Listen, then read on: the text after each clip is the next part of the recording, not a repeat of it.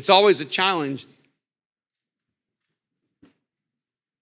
to decide how to close a moment like this. I love our theme, the new, which means really this conversation never ends. Because you cannot have a conversation about the new and bring it to a close. There's always something new. There's always something beautiful. There's always something awaiting us. And that's why the future is such a wonderful place to travel to. When people ask me, what's your favorite place to travel? I need to change my answer.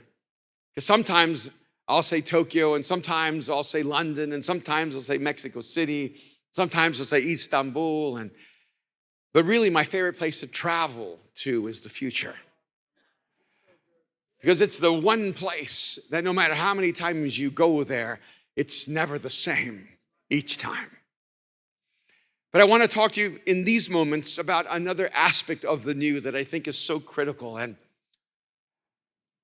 I find myself a little torn because I think sometimes we undervalue a specific aspect of the human dynamic. And for some reason, whenever we enter the faith journey, this conversation almost becomes absent along the way. Because for just a few moments, I want to talk to you about the new mind. And I want to appeal to you that it's time to bring an end to the dumb. It's time to allow faith to be justification for ignorance and stupidity. It's time for us to stop acting as if intelligence is not a gift from God, of God, by God, and a reflection of his image. For some reason, we've created a false dichotomy between intelligence and faith. If you're going to have faith, you cannot use your intelligence, and certainly you could not depend on it. And of course, if you're going to be intelligent, you cannot be a person of faith.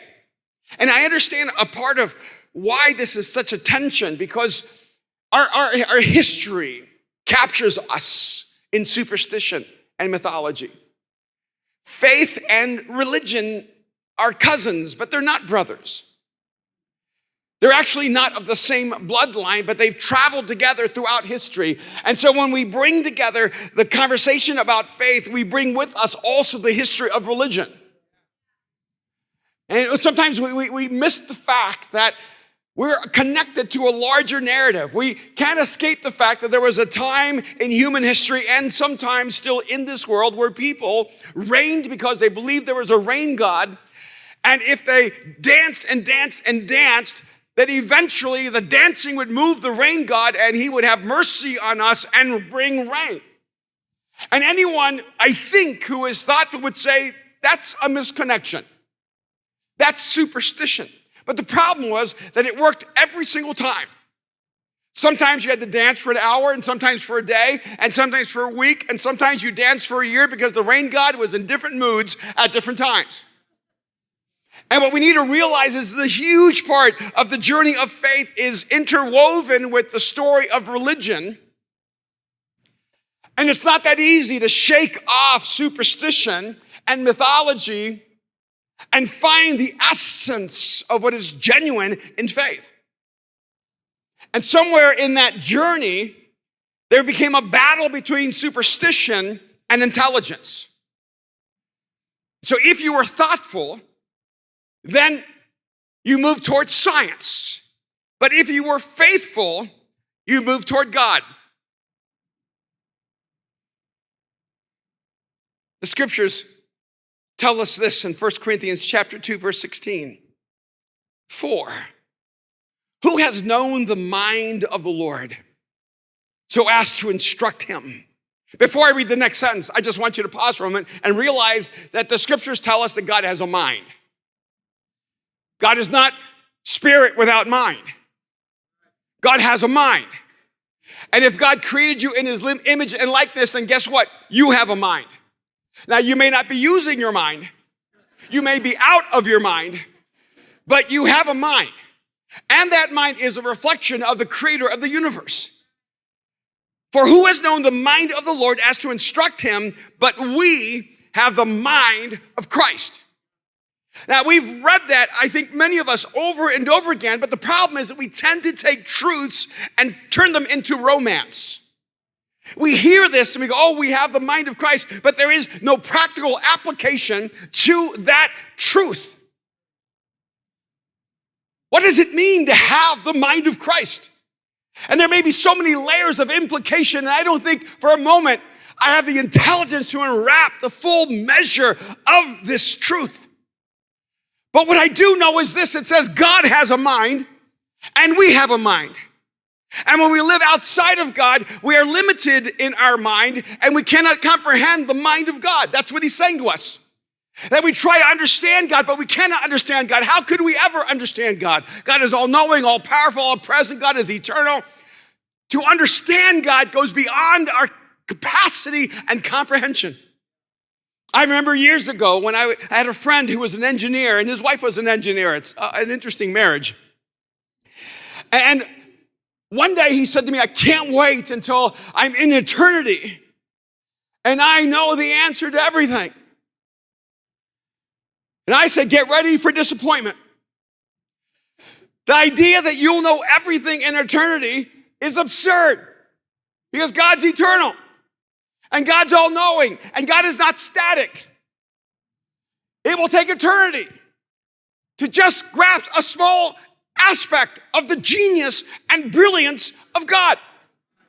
I know we don't think like this, but I want you to consider for a moment that God is brilliant, that God's a genius, that God is not intimidated by Michelangelo or Da Vinci or Einstein or Hawkins, that God created us with this capacity for genius, and he celebrates that unique human capacity.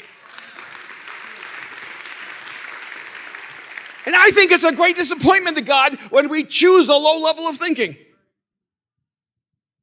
says, but we have the mind of Christ. So what I immediately ask myself, you see, tonight I want to just ask the questions I ask myself.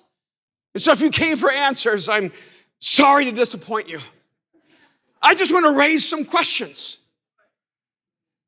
If Jesus is God, and God is this brilliant creator of the cosmos, the God who is bigger than everything, who understands everything, where nothing is too small for him, and Jesus is God in flesh and blood, and he carries the mind of God, and we now have the mind of Christ. Why are we so stupid?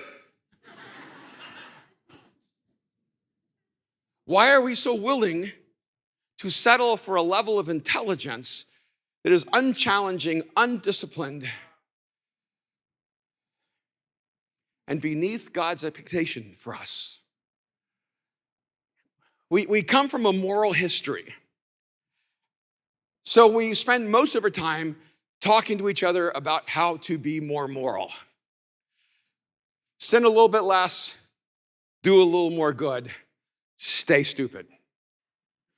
As long as you do fewer bad things, it doesn't matter if you ever access the intelligence God has given you. And we wonder why the future leaves us behind. I want to propose to you this possibility that when we create, it's an expression of the genius of God. In fact, I love how the word genius comes from the same word of genie. Because the Greeks understood that genius was something that was outside of you. They had this imagery that a genie, that a god would pour this genius inside of you. So you were the container of that genius, but God was the giver of that genius, and you were supposed to give that genius as a gift to the world. The Greeks were almost right. See, I do think genius is a form of genie.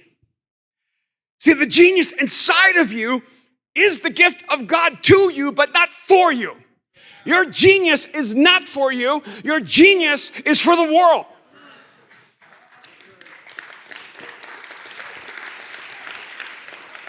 So I've spent the full of the last 40 years trying to access the mind of Christ.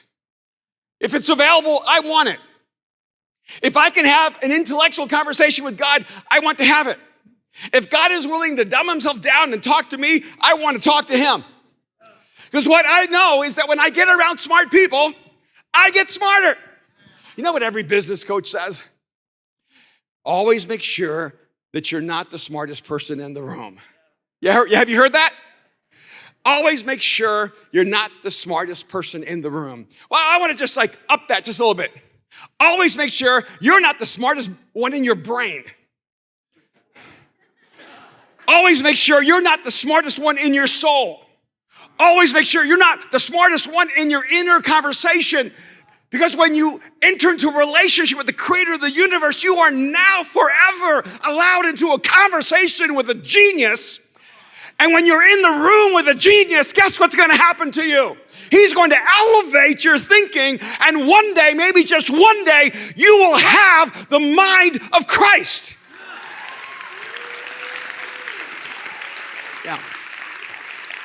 Now, I have some sense of how this plays out and what this looks like in real life, but I want to go first to imagine what it might have looked like at some time. In Genesis chapter 2, you know this passage, many of you, verses 19 and 20. It says, now the Lord God formed out of the ground all the wild animals and all the birds of the sky. He brought them to the man to see what he would name them. And whatever the man called each living creature, that was its name. So the man gave names to all the livestock, the birds in the sky, and all the wild animals. And the verse line says, but for Adam, no suitable helper was found. So before Eve was created out of the rib of man, God gave Adam a job, and he says that he brought in front of him all the creatures that have ever lived. And then God had Adam name them, which tells you something about God. See, God is not a micromanager. See, God did not bring all the animals in creation to Adam and say, I want you to know this is a giraffe. This is a gazelle. And it wasn't like Adam going, could I name one? No. Well, could I name this one? When you create one, you can name one. See, that would have been easy for God. But he didn't. God actually found pleasure in the creative challenge he was giving Adam, because he knew that Adam had the creative capacity for that creative challenge. So he brought all the animals on. If I start naming animals, I'm going to forget what I named them. And then on top of that, I might start repeating myself. And then I may just finally run out of names. Choosing multiple syllables like hippopotamus. He didn't even have a laptop. My iPhone has made me dumber. Do you realize, I was realizing this as I was coming out, that I don't even know my wife's telephone number. If I had to, if I was transported to a different time or space, and there were only phone booths, and I had to dial Kim's number, she would never hear from me again. The three people that are closest to me, Kim, Mariah, and Aaron, I do not know Mariah's number. I do not know Aaron's number. If I lose my iPhone, I lose my mind. But Adam named every single animal and remembered what he named every single animal and never ran out of creative capacity to keep naming animals. Like, bring me another one. I got another name. This is the capacity of humans before the fall. And it makes my mind reel. See, I want back what they lost. And that's just a starting point for me. I want back what they lost. And then I want to elevate from there.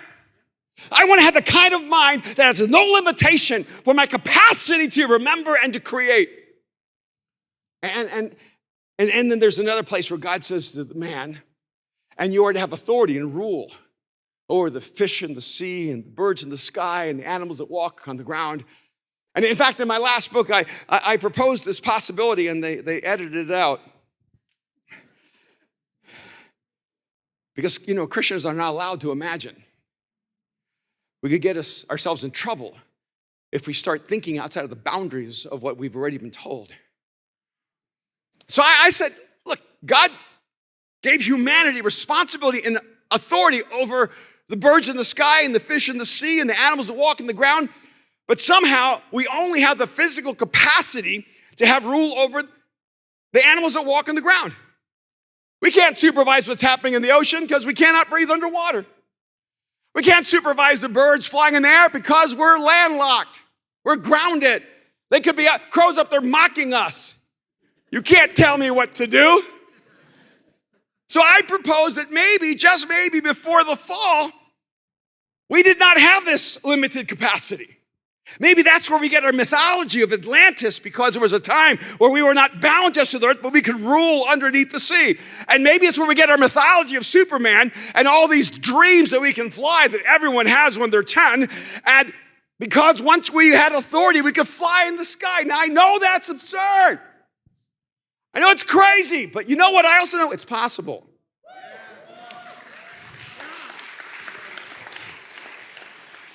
I think we need to stop being afraid of dreaming and imagining and going outside the boundaries of our own beliefs. And start asking big questions and going back even to the scriptures and saying, God, I want to think at a higher level. I want to see what you see. I want to have thoughts that are worthy of someone created in the image of God. Because somewhere along the way, we lost our minds. In Romans 12, verse 2, it says, do not conform to the pattern of this world, but be transformed by the renewing of your mind. Then you will be able to test and approve what God's will is, his good, perfect, and pleasing will. So he gives us a contrast. He says, do not be conformed to the pattern of this world, but be transformed by the renewing of your mind. So somehow our minds are not what they should be. And the process to moving toward the mind of Christ is a process of constant renewal. Be transformed by the renewing of our minds. I was trying to remember how many years ago it was. Maybe it was 8, 9 years ago. We were in New York as a family, and we were up in Eastchester and visiting some friends in the past. And Aaron and I had to leave early, so we took a taxi from this house to the train station in Eastchester. And when I got to the train station, I realized I forgot my wallet. But Aaron, it was this moment, and he said, don't worry, Dad, I got my wallet. I said, you sure? And he goes, yeah, I'll pay for it. You can get your wallet tomorrow. It's still at the house. And we checked, and it was there, and Kim didn't offer to bring it. So we had to think of plan B. And so we got on the train, and Aaron paid for it. He was, leading the way. And then we got to the train station in Central Station. Then we got out, and we got a cab, and but then we realized that Aaron didn't have his wallet anymore. He had left it, I think, on the train. And it was midnight in Manhattan. And it would be about, a little more than an hour walk to where we were going. And now I didn't have my wallet, and he didn't have his wallet. And in fact, we left it in the taxi that took us where we were, and we left it in there, I think it was, and he left too fast. And now we're stuck. And it's the middle of the night, and Aaron's like, I'm so mad. I cannot believe I left my wallet in that car. I had one job, Dad, to get us to the hotel, and he was just so mad at himself. You ever just been so mad at yourself you couldn't think? He was so upset. I said, well, let's just start walking. So we started walking through New York, and it took a long time. And I said, okay, buddy, how are we going to solve this? He goes, well, how can we solve it? We don't have any money. We don't have credit cards. We don't have anything. And I said, yeah, but we have friends. Let's make calls. And I said, how would you solve it? I said, what could we do? Because if you're trapped in the middle of a city and you don't have anything, how would you solve the problem? If I were not with you, what would you do? He goes, I don't know. I'm just so mad. I said, okay, here's the problem. You're really mad. And so what's happening, and so I use kind of an old school brain kind of paradigm, and I said, so you're activating your reptilian brain. Like the part of you that's a lizard is taking over because all you know how to do right now is be angry and mad. And it moves you to your lowest level of thinking. And right now, what I need from you is I need your creative imagination. I need you to think about possibilities that you can't see. I want you to see solutions that are invisible to you right now. But right now, you can't see them because you're in your lizard brain, your reptilian brain. And I need you to get into your higher consciousness to see all the possibilities. And he looked at it and he goes, is there really such a thing as a reptilian brain? Or are you just making it up? I said, no, this is like a real theory. And he goes, I need you to be honest with me because I'm going to repeat this and then I'm going to look like an idiot if it's not real. And I said, no, it's a real theory. But more than that, there's actually a reality.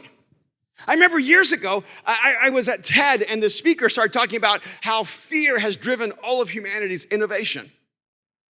Now, I've been to so many TEDs and listened to so many speakers. Remember, as I'm listening to them, I'm thinking to myself, wow, that's completely wrong. See, just from my own personal experience, I know that when I'm driven by fear, I'm least creative.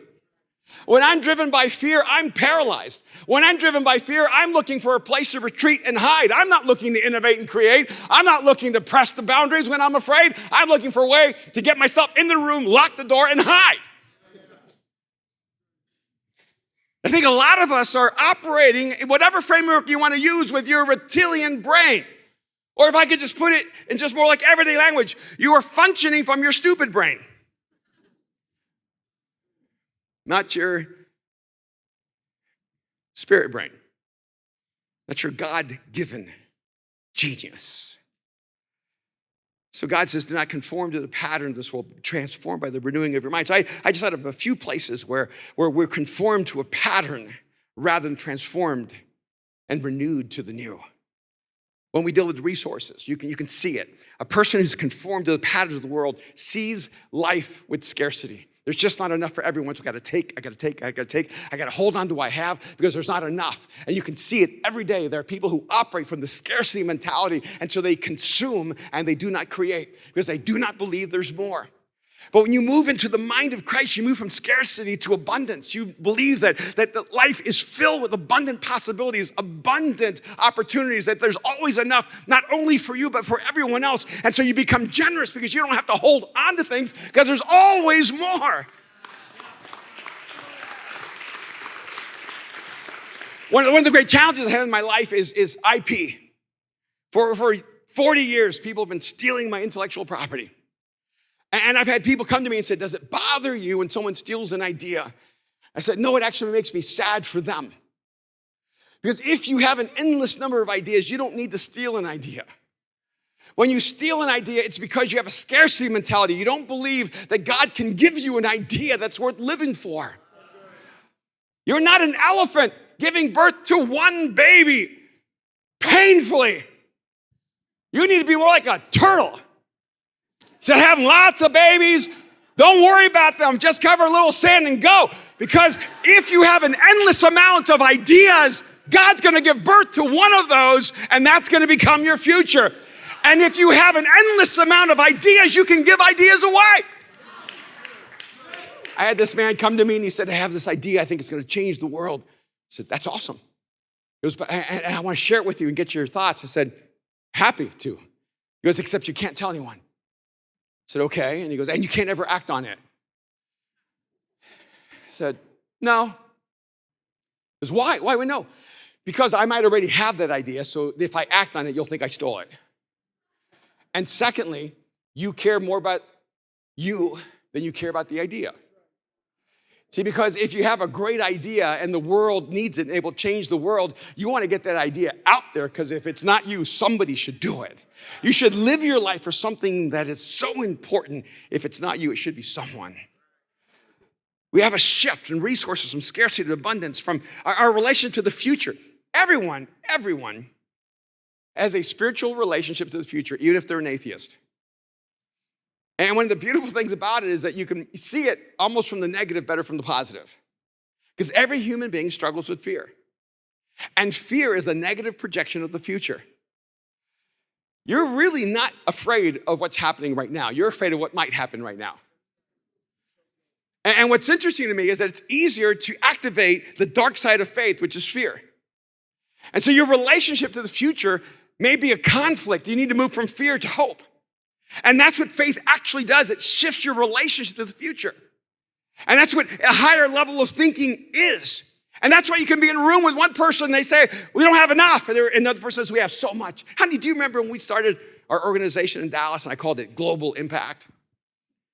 We're in a borrowed house in a living room with one of those old computers that barely worked. And Kim saw me starting my company, Global Impact. She goes, Global Impact? We're in a borrowed house, you're in a living room with a used computer. Global Impact? I said, it sounds better than local influence. And in that first meeting, I met with all these leaders and I told them everything we were gonna do. And one of them said, how much money do you have? I said, none, so I have an unlimited budget. See, if you engage the future with your higher mind, then you always face the future with hope. But when it's your lower mind, it's just with fear. There's a lower and higher mind in relationships. The lower mind is me, the higher mind is us. When you live your life and you think every relationship is supposed to be about you. When people say, I can't find any friends, what you actually mean is you can't find anyone who will be completely about you. Because you can always find someone who needs you. You may not be able to find someone who wants to meet all your needs. And that's the difference. See, if you spend your life being a friend, you will always have friends. But your lower thinking is relationships are about me, and higher thinking is the relationship is about us. We have a lower mind about life, whether it's entitlement, and the higher mind is entrustment. See, when we have a lower mind, our life is about entitlement. I deserve this. I deserve this. Someone needs to make this right. Do you live your life constantly offended? That's your lower mind. That's the pattern you're conforming to.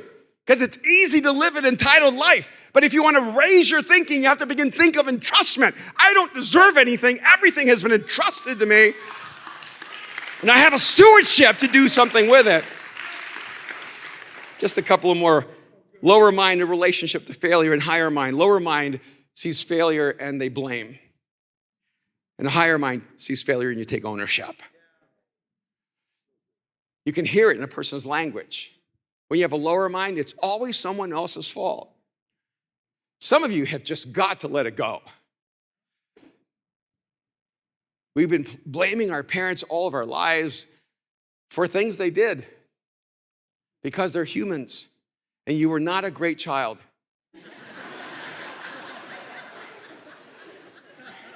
They had issues and you provoked them. But you can spend your whole life blaming the past for your present. But let me tell you, I don't know what your past is, and I don't know who caused a lot of the pain and damage of your past, but I know exactly who's responsible for your present. And I know exactly who can change your future. And you have to take ownership rather than move constantly in blame. Come on, we can give that up for that. And just one other lower mind, higher mind about God. A lower mind is always trying to test God. And a higher mind trusts God. If you spend your whole life saying, God, if you do this, I'll do this. Or God, if you'll do this, I'll believe in you. Or God, if you show up. You're talking to God as if he's a lizard. But God is a higher level thinker.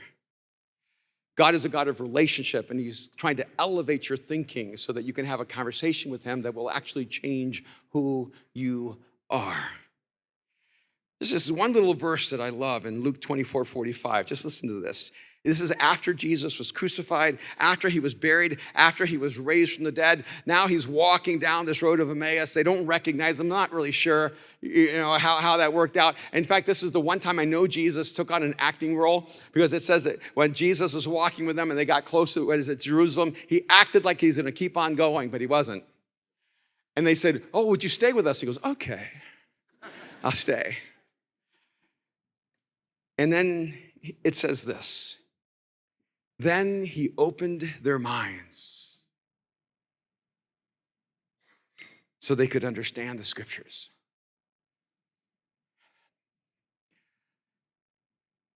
This is the one thing that has confounded me for the last 40 years. So I know how I started. I know what it feels like to be a straight D student from 1st to 12th grade. I know what it's like to be sent to a psychiatrist because you look like you're damaged. I know what it's like to wonder because people told you were retarded. I know what it's like to be put in my own portable because when I passed the test, they were sure I cheated. I know what it's like to feel as if somehow you were given the wrong hand in life. You know, a lot of people, they have such aspirations. Some people want to be the fastest people in the world. Some want to jump higher than others. Some people want to be the strongest person in the world. But I had one overwhelming fear growing up. I thought, there are people who can have thoughts I cannot have. And it would just pain me. I would be agonized by the fact that my mind was so small that I could never access the thoughts of the brilliant minds of the world. I felt as if I was blind and I could not see the beautiful. And when I read this, I can tell you, this is my life experience. I feel as if when I came to Jesus, my mind was so small. I was trapped in a closet and I had limited intelligence, it seemed, and capacity and imagination. But somewhere along the way, I came into this encounter with Jesus, and as if he opened my mind. It says he opened their minds so they could understand the scriptures because he loves when we understand math, and he loves when we understand science, and God loves when we understand botany. God loves when we understand the complexity of the ecosystem. I'm convinced God loves every form of understanding and intelligence and learning. But what God loves most is when we finally understand who we are and who he is and how we're supposed to live in relationship with him. When that particular speaker advocated that fear was the driving force of innovation, I became so convinced that not only was he wrong, but the answer was actually clear. It's love. Love is the driving fuel of innovation. It's love that is the highest mind. Empathy is the highest form of intelligence. I love what Paul says in 2 Corinthians 5:13. If we are out of our mind, as some say, it is for God. If we are in our right mind, it is for you. Maybe that's my life verse. See, when me and God are talking, you would not feel comfortable there. I am out of my mind. It's as if God just takes me to places I've never been. He erases every boundary. He presses my imagination. He allows me to explore places without fear of rejection or condemnation. I love that God is the God who created the human imagination and invites us to explore endless impossibilities and make them our lives.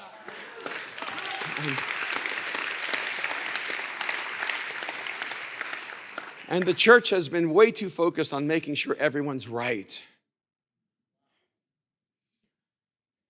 Early on in some of my research, I saw this study that said that 95% of humans are born with divergent thinking.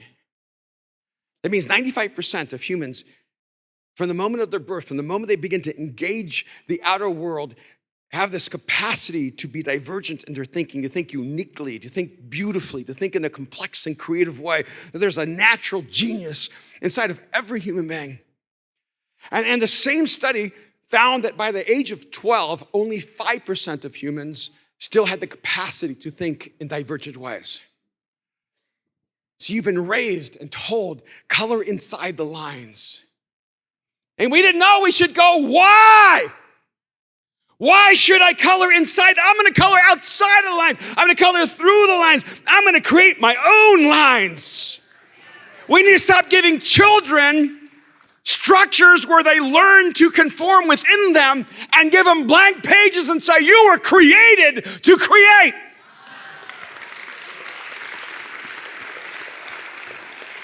Some of you just need to lose your mind a little bit.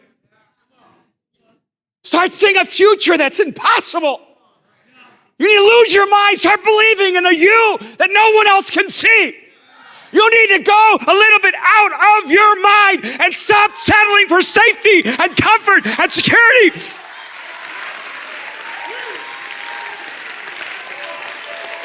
It's time to eliminate mediocrity from our culture.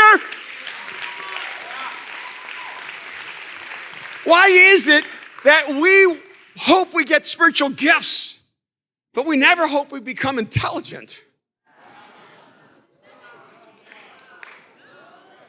Maybe that's why we use them so foolishly.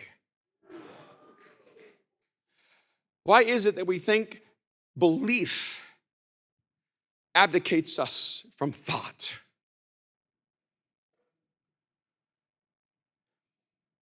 If Jesus is who he says he is, and I am convinced he is, then he's not afraid of anything you might discover along the way. There's no arena you cannot explore, no thought you cannot consider, no line you cannot cross in terms of imagination and creativity. You need to learn to explore, to be a pioneer, to think at a higher level. And what I think is fascinating in the scriptures, he says, if we're in our right mind, it's for you. Paul says, look, I dream and imagine, and you don't even want to know the full measure of all my thoughts. So if I'm in my right mind, it's just for you so that you don't think I'm crazy, but I am out of my mind. I want us to not just be known around the world for the creativity that has become so much a part of who Mosaic is. I want us to bring the integration of not only creativity and spirituality, but of intelligence and creativity and spirituality. I want to press in and demand of each other a higher level of thought, to ask the hard questions, to deal with doubt, to not be afraid of the dangerous journey of knowing and then unknowing. Because when Jesus says, I am the way and the truth and the life, he's not telling you you're going to get a dogma you can hold on to. You get a person you can walk with. When Aaron was probably 12 years old, we were driving in the car, and he said, Dad, I don't know if I'd be a Christian if I wasn't raised in a Christian home. And I said, oh, wow. Why, bud? And I was a little nervous, and he goes, I just have so many doubts and questions. And I paused and I said, doubts and questions, those are good. I have doubts and questions. And he looked at me so surprised. And then we drove and it was quiet. And then I said, well, so what do you think you're going to do? He thought about it. I could see his mind just reeling.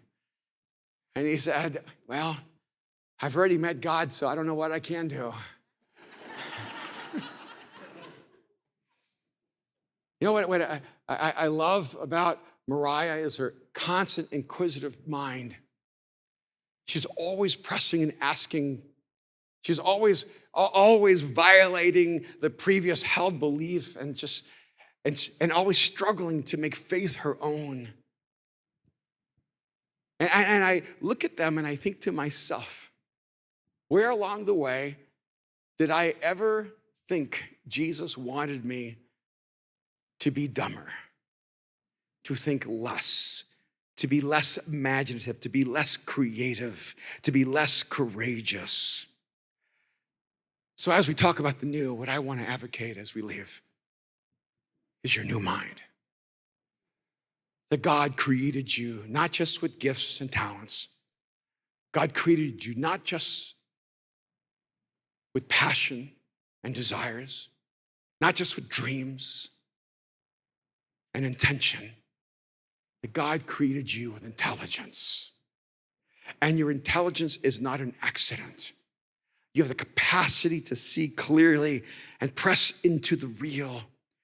And you have the capacity to see beyond reality to the impossibilities that one day you will make a reality. That is the nature of God in you. So I want to live in this possibility. I'm not finished yet. I'm not done growing. I have this really cool electric car. I won't say the brand because a lot of people with small minds would have a hard time. But one of the things that happens with my car is I'm driving and it says, new update. And then it says, what time do you want to download it? I'm like, now. So now it goes faster. Now my car can drive itself. Now my car can cook dinner. Now, there's nothing my car can't do. And every time it downloads something, it feels like magic. There's nobody there. It just, boom, my car became smarter. But there's someone somewhere else working on the technology, and then when it works out, sends it out into space. And then it comes into my car like a genie. You are created to be connected to the Creator. You have access to the genius of God. So why in the world would you live with the downgrade?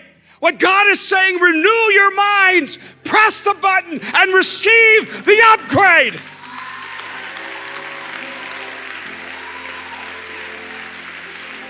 Let's raise a generation of the brightest minds in the world.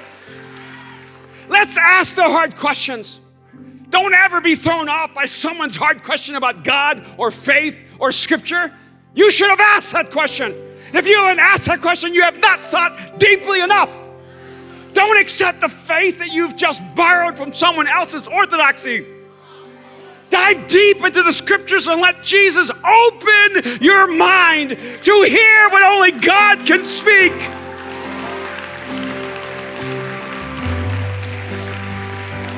I am done ever pretending that our faith is just about a belief system.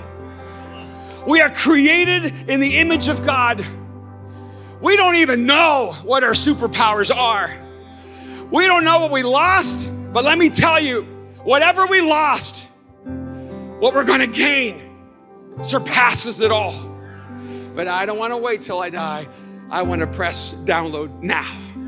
I want to see the world the way Jesus sees the world. And if you'll begin to see the world through love, you will live in the highest mind.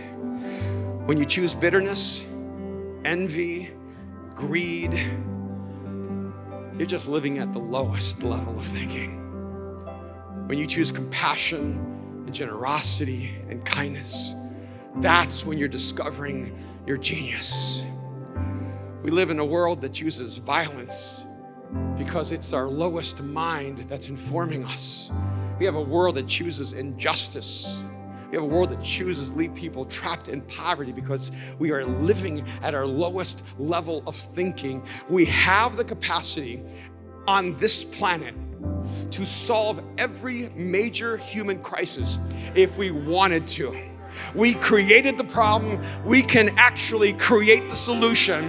So let's elevate our thinking and take on the new mind of Christ in us. Come on, let's just celebrate.